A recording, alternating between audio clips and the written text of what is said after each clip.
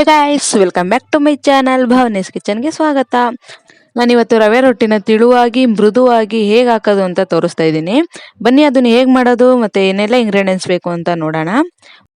ಮೊದಲಿಗೆ ಸಣ್ಣ ರವೆ 1 ಬೌಲ್, ಈರುಳ್ಳಿ 1 ಕಪ್, ಕ್ಯಾರೆಟ್ 1 ಕಪ್, ಹಸಿಮೆಣಸಿನ್ಕಾಯಿ 2 ಟೇಬಲ್ ಸ್ಪೂನ್, ಸಬ್ಬಕ್ಕಿ ಸೊಪ್ಪು ಸ್ವಲ್ಪ, ಕೊತ್ತಂಬರಿ ಸೊಪ್ಪು ಸ್ವಲ್ಪ, ಜೀರಿಗೆ 1 ಸ್ಪೂನ್, ಎಣ್ಣೆ 1 ಸ್ಪೂನ್, ತುಪ್ಪ 1 ಸ್ಪೂನ್, ರುಚಿಗೆ ತಕ್ಕಷ್ಟು ಉಪ್ಪು. ಇದಿಷ್ಟು ಇಂಗ್ರೀಡಿಯೆಂಟ್ಸ್ ಇವಾಗ ನಮಗೆ ಬೇಕಾಗುತ್ತೆ. ಬನ್ನಿ ಹೇಗೆ ಮಾಡೋದು ನೋಡೋಣ.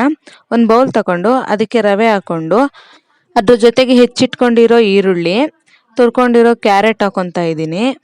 ಮತ್ತು ಅದಕ್ಕೆ ಸಣ್ಣದಾಗಿ ಹೆಚ್ಚಿಟ್ಕೊಂಡಿರೋ ಹಸಿಮೆಣಸಿನ್ಕಾಯಿ ಹಾಕೊಬೇಕು. ಜೊತೆಗೆ ಸಣ್ಣದಾಗಿ ಹೆಚ್ಚಿಟ್ಕೊಂಡಿರೋ ಸಬ್ಬಕ್ಕಿ ಸೊಪ್ಪು ಮತ್ತು ಕೊತ್ತಂಬರಿ ಸೊಪ್ಪು ಹಾಕ್ಕೊಂಡು ಅದ್ರ ಜೊತೆಗೆ 1 ಸ್ಪೂನ್ ಜೀರಿಗೆ ಹಾಕೊತಾ ಇದ್ದೀನಿ.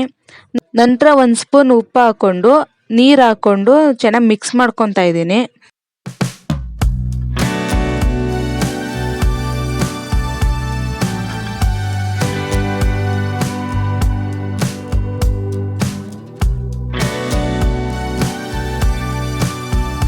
ಇವಾಗ ಮಿಕ್ಸ್ ಮಾಡ್ಕೊಂಡಿದ್ದೀನಿ ನೋಡಿ, ಸ್ವಲ್ಪ ಗಟ್ಟಿಯಾಗಿದೆ. ಅದಕ್ಕೆ ಸ್ವಲ್ಪ ನೀರು ಹಾಕ್ಕೊಂಡು ಮತ್ತೆ ಮಿಕ್ಸ್ ಮಾಡ್ಕೊತಾ ಇದ್ದೀನಿ.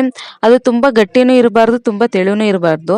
ಸ್ವಲ್ಪ ಮೀಡಿಯಂ ಹದದಲ್ಲಿ ಕಲಿಸ್ಕೊಬೇಕು, ಇಲ್ಲಾಂದರೆ ಅದನ್ನ ನೀಟಾಗಿ ತಟ್ಟೋದಕ್ಕಾಗಲ್ಲ. ನಂತರ ಒಂದು ಸ್ಟವ್ ಹಚ್ಚಿ ತವ ಇಟ್ಟು ಅದು ಕಾಯ್ಲಿಕ್ಕೆ ಬಿಡಬೇಕು. ಅದು ಕಾದ ನಂತರ ಸ್ವಲ್ಪ ನೀರು ಹಾಕ್ತಿದ್ದೀನಿ ನಾನು, ಎಣ್ಣೆ ಹಾಕ್ತಾ ಇಲ್ಲ. ಇವಾಗ ನೀರು ಹಾಕ್ಕೊಂಡು ಅದಕ್ಕೆ ಆ ಹಿಟ್ಟು ಹಾಕ್ಕೊಂಡು ಕೈಲಿ ತಟ್ತಾ ಇದ್ದೀನಿ. ಪದೇ ಪದೇ ಕೈಗೆ ನೀರು ಹಚ್ಕೊಂಡು ಅದನ್ನ ತಡ್ತಾ ಇರಬೇಕು, ಇಲ್ಲಾಂದ್ರೆ ಅದನ್ನ ನೀಟಾಗಿ ಸಿಲ್ವಾಗಿ ತಟ್ಟೋದಿಕ್ಕಾಗಲ್ಲ, ಅವಾಗ ತಿಳುವಾಗೂ ಬರಲ್ಲ. ಅದಕ್ಕೆ ಅದನ್ನ ಕೈಗೆ ಪದೇ ಪದೇ ನೀರು ಹಚ್ಕೊಂಡು ಅದನ್ನ ನೀಟಾಗಿ ತಟ್ಕೊಬೇಕು. ಈಗೆಲ್ಲ ತಟ್ಟಿದಾಗಿದೆ. ಸ್ವಲ್ಪ ಬಿಟ್ಟು ಅದು ಸ್ವಲ್ಪ ಲೈಟಾಗಿ ಬೆಂದ ತಕ್ಷಣ ಅದಕ್ಕೆ 1 ಸ್ಪೂನ್ ಎಣ್ಣೆ ಹಾಕಿ ಇದನ್ನ ಇವಾಗ ತಿರುಗಿಸಿ ಬೇಯಿಸ್ತಾ ಇದ್ದೀನಿ.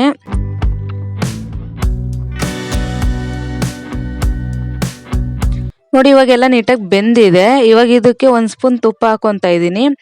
ಲಾಸ್ಟ್ನಲ್ಲಿ ಎಲ್ಲ ಚೆನ್ನಾಗಿ ಬೆಂದಿದೆ. ಇವಾಗ ತಗೊಬೇಕು ಅಂದ ಟೈಮಲ್ಲಿ ನಾವು ತುಪ್ಪ ಹಾಕೊಬೇಕು, ಮೊದಲೇ ಹಾಕೊಬಾರ್ದು. ನೋಡಿ ರುಚಿಯಾದ ಮೃದುವಾದ ತೆಳುವಾದ ರೊಟ್ಟಿ ರೆಡಿ ಆಗಿದೆ. ಈ ರೆಸಿಪಿ ನೀವು ಕೂಡ ನಿಮ್ಮ ಮನೆಯಲ್ಲಿ ಟ್ರೈ ಮಾಡಿ.